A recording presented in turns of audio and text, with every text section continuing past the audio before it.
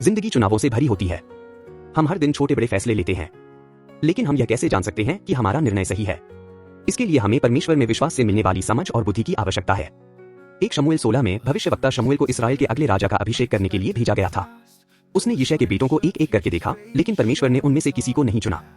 तब शमूएल ने पूछा, क्या यही सब बेटे हैं? यिशै ने उत्तर दिया, अभी मेरा सबसे छोटा बेटा बचा है जो भेड़ों को चरा रहा है। तब शमूएल ने कहा कि जब तक वह नहीं आएगा वे नहीं बैठेंगे। वह परमेश्वर के चुने हुए व्यक्ति को ढूंढने के लिए दृढ़ था। इस कहानी में सबसे प्रभावशाली बात यह है कि शमूएल ने हार नहीं मानी। भले ही उत्तर स्पष्ट न हो, फिर भी उसने परमेश्वर के चुने हुए व्यक्ति की खोज जारी रखी। कई बार हमें भी परमेश्वर का उत्तर तुरंत नहीं मिलता, लेकिन इसका यह मतलब नहीं कि वह काम नहीं कर रहा है। हमें विश्वास रखना चाहिए कि परमेश्वर पहले ही हमारे लिए एक रास्ता तैयार कर चुका है।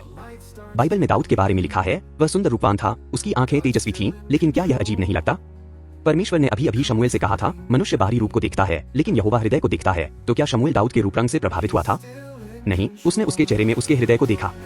हमारा हृदय दिखाई नहीं देता, लेकिन उसका झुकाव हमारे चेहरे पर झलकता है। जो व्यक्ति परमेश्वर से आनंद प्राप्त करता है, उसके चेहरे पर चमक होती है। जो व्यक्ति परमेश्वर से प्रेम करता है, उसके चेहरे पर उसका प्रेम झलकता है। परमेश्वर की कृपा से भरा हुआ व्यक्ति प्रसन्न, स्वस्थ और प्रकाशमान दिखाई देता है। और फिर निर्णायक क्षण आता है। जब शमूएल ने दाऊद का अभिषेक किया, यहोवा की आत्मा बलपूर्वक उस पर आ गई। और यही पवित्र आत्मा आज हमारे लिए भी उपलब्ध है। जब हमारा हृदय यीशु मसीह की ओर होता है, तो पवित्र आत्मा हमें भर देता है और उसकी शांति और आनंद हमारे जीवन में भर जाता है। तो आज तुम्हारा हृदय किस ओर दिख रहा है?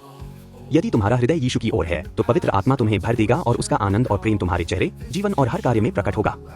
यह परमेश्वर का अंतिम निर्णय है। मसीह में परमेश्वर ने हमारे लिए जीवन और उद्धार तैयार किया है। हम उसके इस उपहार को आनंद और आशीर्वाद के साथ अनुभव कर सकते हैं। मैं प्रार्थना करता हूँ कि आज तुम्हारे मित्र और सहकर्मी तुम्हारे चेहरे पर परमेश्वर के आनंद और तुम्हारे जीवन में उसकी उपस्थिति को देख सकें। परमेश्वर का प्रकाश तुम्हारे माध्यम से चमके।